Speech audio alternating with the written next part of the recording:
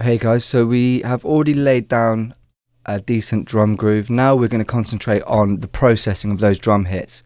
I said in the last part that when you're writing the part, it's what you should treat it as if it's a live drum kit.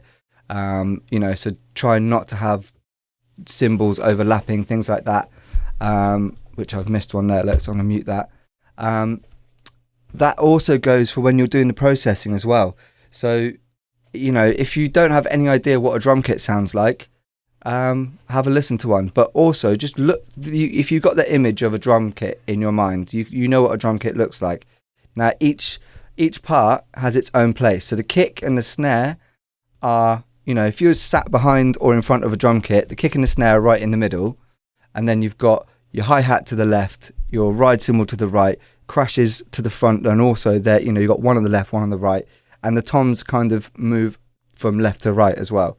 So if you keep that in your mind when you're processing your drums, then they will sound more natural. And it will, the people have been listening to a drum kit for hundreds of years, or I don't know. How old is a drum kit? Write in and tell me how old a drum kit is. But so, the sound of it is very natural to our ears, and the setup of a drum kit seems right when you hear it. So it's worth kind of being aware of that when you start processing your drums. So we're going to start with, I'm going to leave the kick pretty much as it is. We did a pretty good job on the kick sample, the kick preset. So you probably, if you even just use our preset, you're probably going to find you won't even need to do anything to it. So there's a little cheat there. And now the snare. So this is the main, like I said, this is the main snare. So this is like the body of our snare. This is the kind of the main part, the most upfront part. So what we're going to do is the process will be the same for this and the snare blip that we're going to do next as well. What you want to do is you want to find where is the character and the tone of this sound, and you want to emphasize it. We're going to do it with boosts. Some people might look at that and go, you should EQ things out rather than in. That's fine. Like I said before, anything that we do is because it works for us, and it may not work for you. So just try it, and if you don't like it, try your own version of it. So the first thing we're going to do is I'm going to loop this snare so we can just see the frequencies of the snare. So straight away you can see there's one peak that's way higher than all the rest. That's where the sort of main body of this snare sound is. So that's going to be like our focus. Now, if we pitch this up to, like I said before, it's going to be tuned to the track. If we pitch this up, it's going to move. So be aware that once you've, EQ'd your drum, if you then retune it, you need to come back. And because if I pitch this up to semitones, that peak is now going to be like here. And so the effects won't have the same effect on the sound. So first thing we're going to do is remove all this low end here, because for this particular snare, it's not adding anything. It's not going to add anything to the sound. So I'm literally just going to get rid of it. Then I'm going to chuck a little boost on this part here where that sort of tone of the snare is. And I'm also just going to push the high end a little bit. Now, I'm just doing that because it's like it comes naturally, because it's basically what we always do to snare sounds. So, I'm doing it through experience of knowing it works. So you will find that the more you do this, the more you process drums, the more it's worth using the same techniques, because every time you use it, it gets a little bit better. Like each time we make a snare drum, it's a little bit better than the last one, because all of the things we learned on the last one are in play. And then also, we will try something new each time, and it might get a little bit better. So the next thing we're going to add, I'm getting ahead of myself here, I've already loaded it, is a bit of reverb. Now, there's an awesome preset in the room section of the built-in Ableton reverb. It's called Snare Room. Now, this is a snare, we want to add some room to it. So that preset is a pretty good place to start. So turn it all the way to dry, and then just bring in a little bit of it and see what it sounds like. So okay, that's quite big. That's way too big. So I'm going to shorten the tail, the decay. Okay, that's better. It's also a bit too bright. It's a bit too bright for me. So using the filter on the input here, this is literally just a filter on the signal that's coming into the reverb. So, you know, if you do that, it's going to be way less bright. If you do that, it's going to be more bright, and there's going to be less low end to it. So we want kind of a compromise somewhere in the middle. So I want to lose some top end, but I don't want it to be too boom either. So yeah, that sounds, you hear that? That's just so much warmer and nicer. I might even take a little bit more high. Yeah. Okay. Yeah, that sounds pretty good.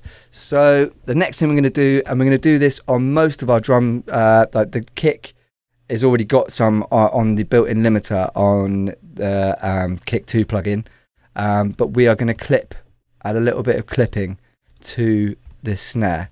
Again, it's a preset that we use. We use this on all of our drum sounds in the saturator, called Digital Clip.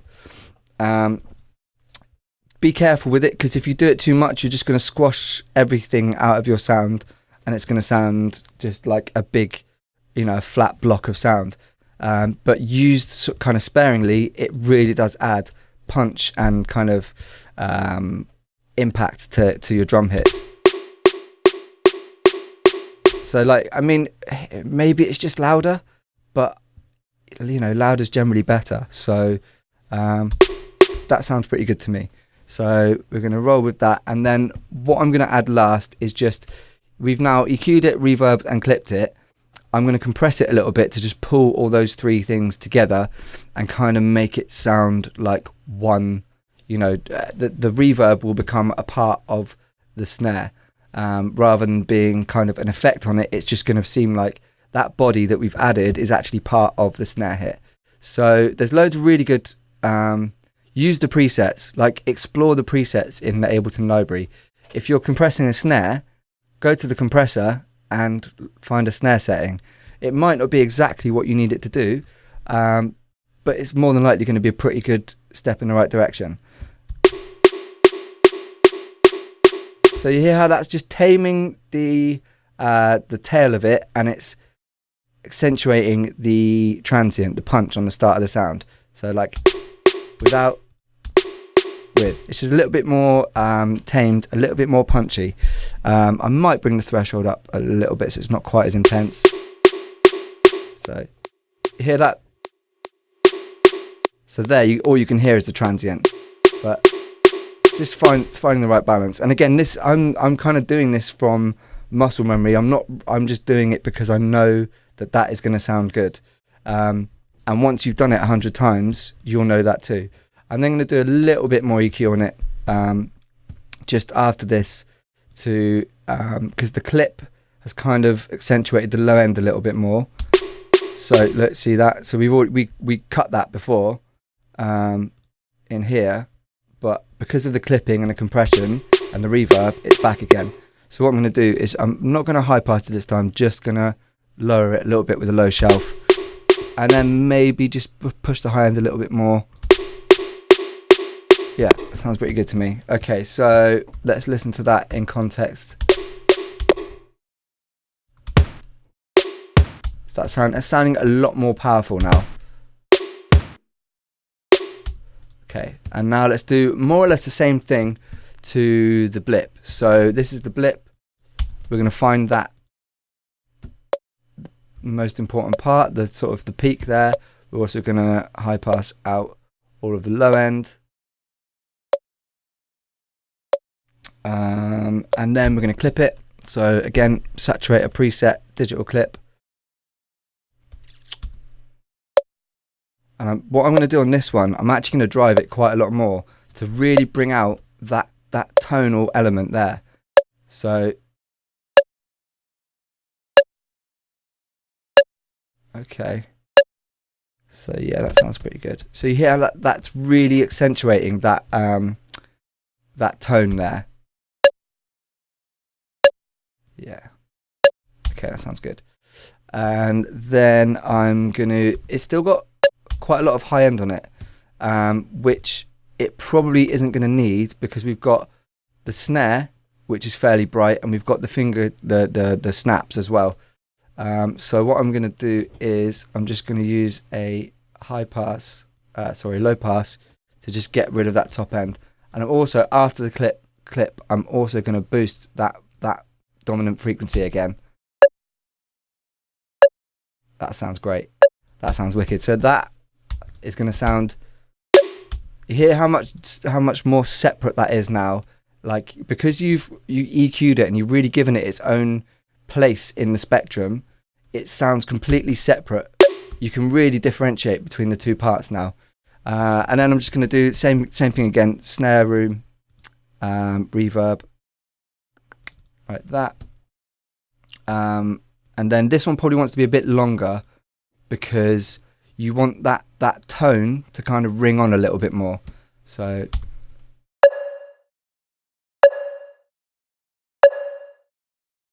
I mean, it sounds pretty good already. I may just lose a little bit at the top. And then I'm going to bring the level up a little bit more as well. Okay, and now the same thing again.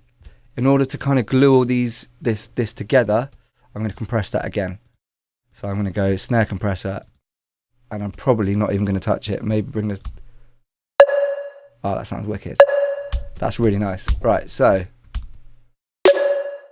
now you've got two very, very different elements working together. So you can hear both very clearly, but they sound like two parts of the same thing.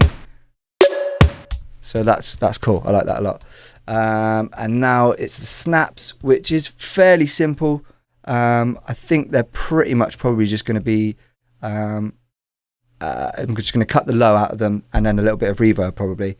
Maybe sometimes what we do is a little bit of bit crushing on the sound on things like claps and snaps to kind of just it gives the top end a little bit more fizz. So yeah, I'm just gonna I've already low cut them, so I'm just gonna go. We want like a hall, like a kind of bigger reverb on these. So I'm gonna go into the hall. Small hall, let's try that.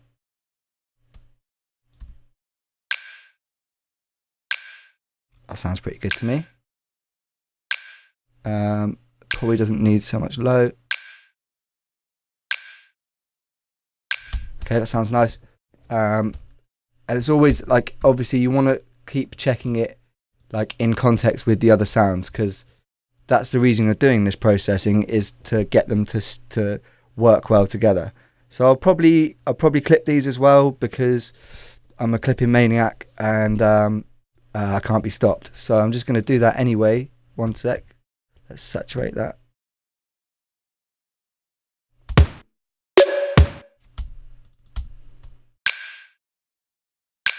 Yeah.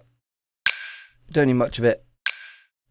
And then let's try Bit Crusher. The Ableton one is called Redux. So I'm just going to load Redux.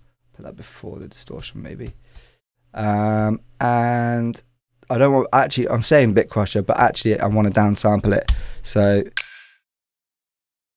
you hear that? Like, obviously you don't want to go too far with it, but if you just have it on like 2 or 3. There you go. Hear that fizz? That's really nice. Right, so that's now going to help them to sit on top of the 2 other snare parts. So let's just listen to the whole group.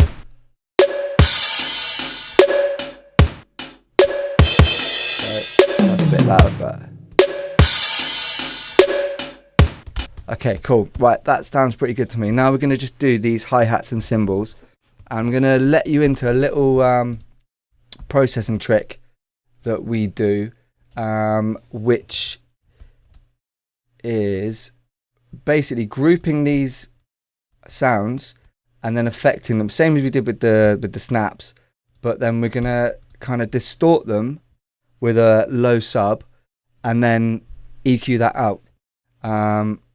So we're going to do that in the next part. So join us in the next part, and I'm going to show you our pretty cool cymbal distortion trick. See you then. If you like this course, why not head over to sonicacademy.com, where we have hundreds of complete track builds in every genre imaginable, including all the project files and samples. You'll also find tutorials on plugins and synths, mixing and mastering, over 250 tech tips, artist interviews, along with our award-winning plugins, samples and preset packs.